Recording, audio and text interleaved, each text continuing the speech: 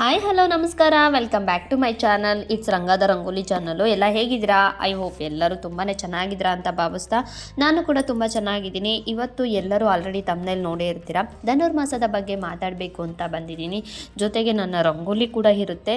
ರಂಗೋಲಿನ ಬಿಟ್ಟು ನಾನು ಯಾವುದೇ ಒಂದು ಕಂಟೆಂಟ್ನ ಮಾಡೋದಿಲ್ಲ ಅಂತ ನಿಮಗೂ ಗೊತ್ತು. ಸೊ ರಂಗೋಲಿ ಜೊತೆ ಇವತ್ತು ಧನುರ್ಮಾಸದ ವಿಶೇಷತೆ ಮತ್ತು ಅದ್ರ ಬಗ್ಗೆ ಮಾಹಿತಿಯನ್ನು ತಿಳಿಸ್ಕೊಡ್ಬೇಕು ಅಂತ ಬಂದಿದ್ದೀನಿ. ಧನುರ್ಮಾಸ ಅಂತ ಅಂದರೆ ಏನು ಅಂತ ತಿಳ್ಕೊಳ್ಳೋಕ್ಕೂ ಮುಂಚೆ ನಾವು ಯಾರೆಲ್ಲ ನನ್ನ ಚಾನಲ್ನ ಫಸ್ಟ್ ಟೈಮ್ ನೋಡ್ತಾ ಇದ್ದೀರೋ ಪ್ಲೀಸ್ ಸಬ್ಸ್ಕ್ರೈಬ್ ಮಾಡಿಕೊಂಡು ಪೂರ್ತಿಯಾಗಿ ವಿಡಿಯೋನ ನೋಡಿ. ಕಂಟೆಂಟ್ ಏನಾದರೂ ಇಷ್ಟ ಆದರೆ ಸಬ್ ಮಾಡ್ಕೊಳ್ಳಿ ಅಂತ ಹೇಳ್ತಾ ಬನ್ನಿ ಇವತ್ತಿನ ವಿಶೇಷತೆ ಬಗ್ಗೆ ಮಾತಾಡೋಣ.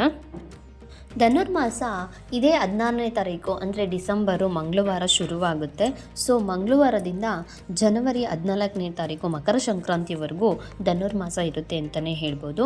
ಸೂರ್ಯನು ಧನುರ್ ರಾಶಿಗೆ ಪ್ರವೇಶ ಮಾಡುವಂತಹ ಮಾಸವನ್ನು ನಾವು ಧನುರ್ಮಾಸ ಅಂತ ಕೂಡ ಕರಿತೀವಿ. ಶ್ರೀಕೃಷ್ಣನು ಭಗವದ್ಗೀತೆಯಲ್ಲಿ ಮಾಸವನ್ನು ಕುರಿತು ಹೇಳುವಾಗ ಧನುರ್ಮಾಸದ ಮಹತ್ವೆಗೆ ವಿಶೇಷ ಒತ್ತನ್ನು ನೀಡಿದ್ದಾರೆ ಅಂತಲೇ ಹೇಳ್ಬೋದು. ಮಾಸನ ಮಾರ್ಗಶಿರ್ಷೋಸ್ಮಿ ಎಂದು ಅರ್ಪಣೆ ಕೂಡ ಕೊಡಿಸಿದ್ದಾರೆ ಅಂತಲೇ ಹೇಳ್ಬೋದು. ಸೂರ್ಯ ಒಂದು ರಾಶಿಯಿಂದ ಇನ್ನೊಂದು ರಾಶಿಗೆ ಪ್ರವೇಶಿಸಬೇಕಾದ್ರೆ 1 ತಿಂಗಳು ಬೇಕಾಗುತ್ತೆ. ಅದರಂತೆಯೇ ಸೂರ್ಯ ಧನುರಾಶಿಯಲ್ಲಿ ಪ್ರವೇಶವನ್ನು ಮಾಡಿ ಮಕರ ರಾಶಿಗೆ ಪ್ರವೇಶ ಮಾಡಲು 1 ತಿಂಗಳು ಕಾಲಾವಕಾಶ ಬೇಕಾಗುತ್ತೆ. ಈ 1 ತಿಂಗಳನ್ನು ನಾವು ಧನುರ್ಮಾಸ ಎಂದು ಕರೆಯುತ್ತೀವಿ. ಈ ಮಾಸದಲ್ಲಿ ವಿಶೇಷವಾಗಿ ಚಳಿ ತುಂಬ ಇರುತ್ತೆ. ಚಳಿ ಎಂದು ಬಹಳ ಹೊತ್ತು ಹಾಸಿಗೆ ಮೇಲೆ ಹೊದ್ದು ಮಲಗೋದ್ರಿಂದ ಅನಾರೋಗ್ಯ ಕೂಡ ಬರುತ್ತೆ, ಸೋಂಬಾರಿತನ ಬರುತ್ತೆ ಅಂತ ಹೇಳ್ಬೋದು. ಏನೇ ತಿಂದರೂ ಕೂಡ ಭಸ್ಮ ಮಾಡಿಬಿಡುವಂತಹ ಉತ್ತಮವಾದ ಹವೆ ಕೂಡ ಇರುತ್ತೆ ಅಂತಲೇ ಹೇಳ್ಬೋದು. ಡಿಸೆಂಬರ್ ತಿಂಗಳೆಂದರೆ ಹೇಳಿ ಕೇಳಿ ಮೈ ಕೊರೆಯುವಂತಹ ಚಳಿ ಜಾಸ್ತಿ ಇರುತ್ತೆ. ಚಳಿಯ ತೀವ್ರತೆ ಎಷ್ಟು ಇರುತ್ತೆ ಅಂತಂದರೆ ಚಳಿಯನ್ನು ತಾಳಲಾರದ್ರೆ ರಾತ್ರಿ ವೇಳೆ ಮನುಷ್ಯ ತನ್ನ ದೇಹವನ್ನು ಬಿಲ್ಲಿನಂತೆ ಬಾಗಿಸಿ ಕೂಡ ಮಲ್ಕೊತಾನೆ ಮತ್ತು ಅಥವಾ ಮುದುರುಕೊಳ್ತಾನೆ ಅಂತಲೇ ಹೇಳ್ಬೋದು. ಅದರಿಂದ ಈ ಮಾಸಕ್ಕೆ ಧನುರ್ಮಾಸ ಎಂದು ಹೆಸರು. ಇಂತಹ ಧನುರ್ಮಾಸದಲ್ಲಿ ಅರುಣೋದಯ ಕಾಲ ಅಥವಾ ಬೆಳಗಿನ ಜಾವ 1 ತಿಂಗಳು ಹುಗ್ಗಿಯನ್ನು ತಯಾರು ಮಾಡಿ ನಾರಾಯಣನಿಗೆ ಸಮರ್ಪಿಸುವಂಥದ್ದು ಹಿಂದೂ ಸಂಪ್ರದಾಯದಲ್ಲಿ ಮುಂಚೆಯಿಂದಲೂ ಇದೆ ಅಂತಲೇ ಹೇಳ್ಬೋದು. ಯಾವ ರೀತಿ ಹುಗ್ಗಿಯನ್ನು ತಯಾರಿಸ್ತಾರೆ ಅಂತಂದರೆ ಹುಗ್ಗಿ ಅಂದರೆ ಅಕ್ಕಿಯ 2ರಷ್ಟು ಪ್ರಮಾಣ ಹೆಸರು ಬೇಳೆಯನ್ನು ಹಾಕ್ತಾರೆ. ಅಂದರೆ 1 ಹಿಡಿ ಅಕ್ಕಿ ಆದರೆ 2ರಷ್ಟು ನಾವು ಹೆಸರು ಬೇಳೆಯನ್ನು ಹಾಕಿ ಅದಕ್ಕೆ ಒಂದು ಒಣ ಶುಂಠಿ, ಮೆಣಸು, ಜೀರಿಗೆ, ಪತ್ರೆ ಅಥವಾ ದಾಲ್ಚಿನ್ನಿ, ಜಾಜಿಕಾಯಿ, ಕೊಬ್ಬರಿ, ಲವಂಗ, ಉಪ್ಪು ಮತ್ತು ತುಪ್ಪವನ್ನು ಎಲ್ಲವನ್ನು ಕೂಡಿಸಿ ಬೇಯಿಸಿ ಪದಾರ್ಥವನ್ನು ರೆಡಿ ಮಾಡೋದೇ ಹುಗ್ಗಿ ಎನ್ಬೋದು. ಅಥವಾ ಇದನ್ನು ಮುದ್ಗನ್ನ ಅಂತ ಕೂಡ ಕರಿತೀವಿ.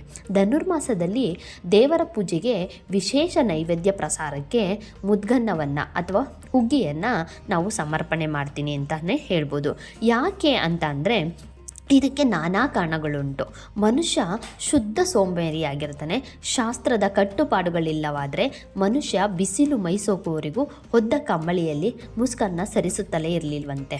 ಆ ಟೈಮಲ್ಲಿ ಅಂದರೆ ತುಂಬ ಚಳಿ ಇರೋದ್ರಿಂದ ಯಾವಾಗಲೂ ಸೋಂಬೇರಿಯಿಂದ ಬಿಸಿಲು ಹೆಚ್ಚಾದಷ್ಟು ಚಳಿ ಜಾಸ್ತಿ ಆಗ್ತಾ ಇರುತ್ತೆ ಅಂತಾರೆ. ಸೊ ಆ ಒಂದು ಕಾರಣಕ್ಕೆ ಪ್ರಸ್ತುತ ಸೂರ್ಯ ಉದಯವಾದೊಡನೆ ಚಳಿ ಹೆಚ್ಚಾಗುತ್ತೆ ಅನ್ನೋದು ಕೂಡ ಇದೆ, ನಾನು ಆಗಲೇ ಹೇಳ್ದಂಗೆ. ಆದ್ದರಿಂದ ಮೈ ಬೆಚ್ಚಗಾಗಿಸುವಂತಹ ಚಳಿಯನ್ನು ಎದುರಿಸುವ ಸಾಮರ್ಥ್ಯವನ್ನು ಕೊಡುವ ಪವಿತ್ರ ಸಾತ್ವಿಕ ಆಹಾರ ಅಂತಲೇ ಹೇಳ್ಬೋದು ಈ ಹುಗ್ಗಿ. ಸೊ ಈ ಹುಗ್ಗಿ ತಿನ್ನೋದ್ರಿಂದ ಅಂದರೆ ಮನುಷ್ಯನ ಒಂದು ಅಂದರೆ ಸೋಂಬೇರಿತನ ಹೋಗುತ್ತೆ ಮತ್ತು ಶಾಖದಿಂದ ಕೂಡಿರಲಿ ಅಥವಾ ಸೋಂಬೇರಿತನ ನಿವಾರಣೆ ಆಗಲಿ ಅಂತ ಅಂದ್ಬಿಟ್ಟು ಈ ಹುಗ್ಗಿಯನ್ನು ತಯಾರಿಸ್ತಿದ್ರು ಅಂತಲೇ ಹೇಳ್ಬೋದು. ಚಳಿಗಾಲದಲ್ಲಿ ಚರ್ಮ ಹೊಡೆದು ರೂಪುಗೊಳ್ಳುವುದರಿಂದ ಚರ್ಮವನ್ನು ಅಂದರೆ ನಾರ್ಮಲ್ ಸ್ಥಿತಿಗೆ ತರುವಂತಹ ಆಹಾರ ಸೇವನೆ ತೀವ್ರ ಅವಶ್ಯಕ ಅಂತ ಅಂದ್ಬಿಟ್ಟು ಈ ಸಮಯದಲ್ಲಿ ಶರೀರದಲ್ಲಿ ಕೊಬ್ಬಿನ ಅಂಶ ಕಡಿಮೆ ಆಗಿರುತ್ತೆ. ಅದರಿಂದ ಧನುರ್ಮಾಸದಲ್ಲಿ ಹುಗ್ಗಿಯನ್ನು ಸೇವಿಸೋದ್ರಿಂದ ಕೊಬ್ಬಿನ ಅಂಶವನ್ನು ಹೆಚ್ಚಿಸಿ ಶಾರೀರಿಕ ಸಮತೋಲನವನ್ನು ಕಾಪಾಡ್ಬೋದು ಅನ್ನೋ ಒಂದು ಕಾರಣಕ್ಕೆ ಈ ಒಂದು ಹುಗ್ಗಿಯನ್ನು ಧನುರ್ಮಾಸದಲ್ಲಿ ಹುಗ್ಗಿಯ ಸೇವನೆಯನ್ನು ಮತ್ತು ವೈಜ್ಞಾನಿಕವಾಗಿಯೂ ಸಮಂಜಸವಾಗಿ ಇದನ್ನು ಮಾಡ್ಕೊಂಬಂದಿದ್ದಾರೆ. ಸೊ ಧನುರ್ಮಾಸದಲ್ಲಿ ಶ್ರೀ ವಿಷ್ಣು ಪೂಜೆಯೊಡನೆ ಶ್ರೀ ಲಕ್ಷ್ಮಿಯನ್ನು ಕೂಡ ದ್ವಾದಶ ನಾಮದೊಂದಿಗೆ ಪ್ರಾರ್ಥಿಸಿದರೆ ಅತಿಶಯ ಸಂಪತ್ತು ಒಲಿಯುತ್ತೆ ಅನ್ನೋದೊಂದು ಕೂಡ ಪ್ರತೀತಿ ಇದೆ ಅಂತಲೇ ಹೇಳ್ಬೋದು. ಒಮ್ಮೆ ಇಂದ್ರದೇವರು ರಾಜ್ಯಭ್ರಷ್ಟರಾದಾಗ ಶಚಿದೇವಿಯು ಹುಗ್ಗಿಯ ನೈವೇದ್ಯ ಮಾಡಿ ಮಹಾಲಕ್ಷ್ಮಿಯನ್ನು ದ್ವಾದಶ ನಾಮಗಳಿಂದ ಸ್ತುತಿಸಿದ್ಲಂತೆ. ಅದರ ಫಲವಾಗಿ ಇಂದ್ರದೇವರಿಗೆ ಪುನಃ ರಾಜ್ಯ ದೊರೆಯಿತು ಎಂಬ ಪುರಾಣದ ಐತಿಹಾಸಿಕ ಕಥೆ ಇದೆ ಅಂತಲೇ ಹೇಳ್ಬೋದು. ದೇವತೆಗಳಿಗೆ ದಕ್ಷಿಣಾಯಣವು ರಾತ್ರಿಯ ಕಾಲ, ಅದರಂತೆ ಉತ್ತರಾಯಣವು ಹಗಲಿನ ಸಮಯ. ಆದರೆ ಈ ಧನುರ್ಮಾಸವು ಹಗಲು ರಾತ್ರಿ ಎರಡೂ ಸೇರಿದ ಸಮಯವೆಂದು ಹೇಳಲಾಗಿದೆ.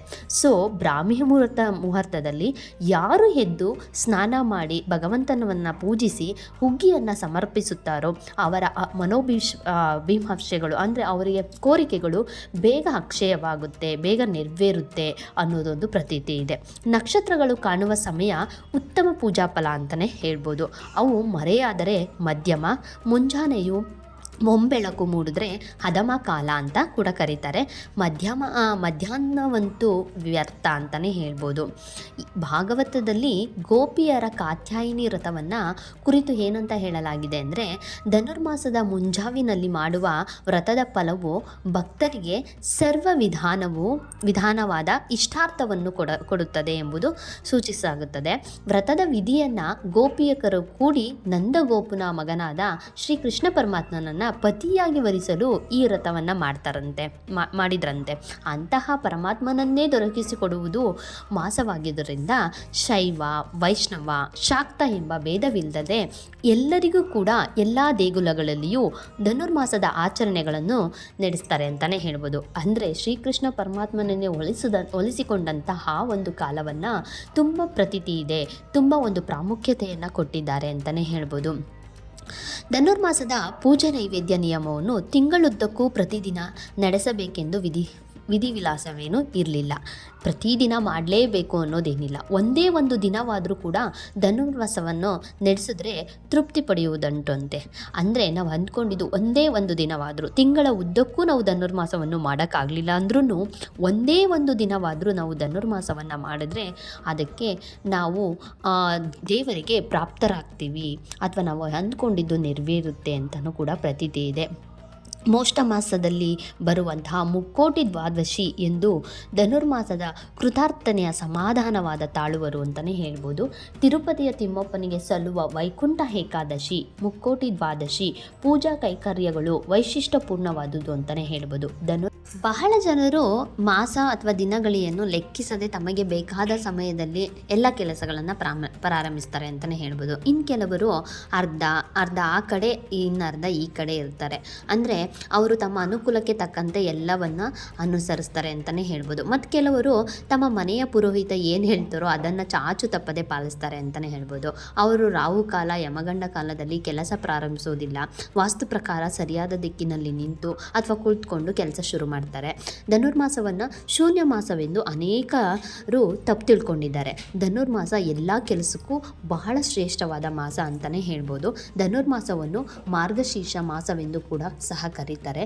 ಈ ತಿಂಗಳನ್ನು ಧನುರ್ರಾಶಿ ಆವರಿಸಿಕೊಂಡಿರುವುದರಿಂದ ಇದಕ್ಕೆ ಧನುರ್ಮಾಸವೆಂದು ಕೂಡ ಬಂದಿದೆ ಅಂತಲೇ ಹೇಳ್ಬೋದು. ಧನುರ್ಮಾಸದ ಪೂಜೆ ಹೇಗೆ ಮಾಡ್ತಾರೆ ಅಂತ ಅಂದರೆ, ಈ ಧನುರ್ಮಾಸದ ಸಮಯದಲ್ಲಿ ಸೂರ್ಯೋದಯಕ್ಕೂ ಮೊದಲು ಎದ್ದು ಸ್ನಾನ ಮಾಡಿ ಸೂರ್ಯೋದಯಕ್ಕೆ ಅರ್ಧ ಗಂಟೆ ಮೊದಲು ಪೂಜೆ ಮಾಡ್ತಾರೆ. ಅಂದರೆ ಸೂರ್ಯ ಉದಯ ಆಗುವ ಮುಂಚೆನೇ ಪೂಜೆ ನಡೆಯುತ್ತೆ. ಇದನ್ನು ಬ್ರಹ್ಮ ಮುಹೂರ್ತದ ಪೂಜೆ ಅಂತ ಕೂಡ ಕರೀತಾರೆ. ಈ ಟೈಮಲ್ಲಿ ಭಗವಾನ್ ವಿಷ್ಣುವಿನ ಶ್ಲೋಕನ ಜಾಸ್ತಿ ಪಠನೆ ಮಾಡ್ತಾರೆ. ಮತ್ತು ಬಡವರಿಗೆ ಅಥವಾ ಬ್ರಾಹ್ಮಣರಿಗೆ ಕೈಲಾದಷ್ಟು ಸಹಾಯವನ್ನು ಅಥವಾ ದಾನವನ್ನು ಕೂಡ ಮಾಡ್ತಾರೆ. ವಿಷ್ಣುವಿನ ಆರಾಧನೆಯನ್ನು 5,000 ವರ್ಷಗಳ ಪೂಜೆಗೆ ಸಮವೆಂದು ಪರಿಗಣಿಸಲಾಗಿದೆ ಈ ಒಂದು ಮಾಸವನ್ನು. ಈ ಮಾಸದಲ್ಲಿ ಮಾಡಿದ್ರೆ 5 ವರ್ಷ ಪೂಜೆ ಮಾಡೋದು ಒಂದೇ, ಈ ಒಂದು ತಿಂಗಳು ಧನುರ್ಮಾಸವನ್ನು ಮಾಡೋದು ಒಂದೇ ಅನ್ನೋ ಕೂಡ ಪರಿಗಣಿಸಲಾಗಿದೆ. ಈ ತಿಂಗಳು ಪೂರ್ತಿ ವೆಂಕಟೇಶ್ವರ ಸ್ತೋತ್ರವನ್ನು ಪಠಿಸಲಾಗುತ್ತೆ. ದೇವಸ್ಥಾನಗಳಲ್ಲಿ ವೆಂಕಟ ಆರತಿ ಕೂಡ ಮಾಡ್ತಾರೆ ಅಂತಲೇ ಹೇಳ್ಬೋದು. ಸೊ ಹರಳಿ ಮನವನ್ನು ಸುತ್ತೋದ್ರ ಮೂಲಕ, ನವಗ್ರಹಗಳನ್ನು ಸುತ್ತೋದ್ರ ಮೂಲಕ ಈ ಒಂದು ಆಚರಣೆಯನ್ನು ಮಾಡ್ತಾರೆ ಅಂತಲೇ ಹೇಳ್ಬೋದು. ತಮ್ಮ ಇಷ್ಟಾರ್ಥಗಳನ್ನು ನೆರವೇರಿಸಿಕೊಳ್ತಾರೆ ಅಂತಲೇ ಹೇಳ್ಬೋದು. ತುಂಬ ವಿಶೇಷವಾಗಿದೆ. ನಿಮ್ಮ ಕೈಲಾದಷ್ಟು ದಿನ ಅಥವಾ ಒಂದು ತಿಂಗಳು ಮಾಡಲೇಬೇಕು ಅಂತಲೇ ಏನಿಲ್ಲ. ನಾನು ಆಗಲೇ ಹೇಳ್ದಂಗೆ ಒಂದು ದಿನವಾದರೂ ಸರಿ ಧನುರ್ಮಾಸವನ್ನು ಆಚರಣೆ ಮಾಡಿ. ಇದರಿಂದ ನಿಮ್ಮ ಒಂದು ಪಾಪ ಪುಣ್ಯಗಳನ್ನು ಕಮ್ಮಿ ಮಾಡ್ಕೊಳ್ಳಿ ಅಂತ ಹೇಳ್ತಾ, ಹಾಗೆ ಒಂದು ವಿಶೇಷವಾದ ಹಬ್ಬವನ್ನು ಒಂದು 30 ದಿನಗಳವರೆಗೆ ವಿಜೃಂಭಣೆಯಿಂದ ಆಚರಣೆಯನ್ನು ಮಾಡ್ತಾರೆ. ಅದೇ ಆಗಲಿಲ್ಲ ಅನ್ನೋರು ಒಂದು ದಿನವಾದರೂ ಕೂಡ ಈ ಒಂದು ಧನುರ್ಮಾಸವನ್ನು ಮಾಡಿ ಅದಕ್ಕೆ ವಿಶೇಷ ಪಾತ್ರರಾಗಿ ಅಂತ ಕೇಳ್ಕೊತಾ, ನಾನು ಕೂಡ ಮತ್ತೊಂದು ವಿಡಿಯೋದೊಂದಿಗೆ ಮತ್ತೊಂದು ವಿಶೇಷತೆಯೊಂದಿಗೆ ನಿಮ್ಮೊಂದಿಗೆ ಸಿಗ್ತೀನಿ ಅಂತ ಹೇಳ್ತಾ, ಎಲ್ಲರಿಗೂ ನಮಸ್ಕಾರ, ಒಳ್ಳೆಯದಾಗಲಿ ಅಂತ ಕೇಳ್ಕೊತಾ, ಬಾಯ್, ಟೇಕ್ ಕೇರ್.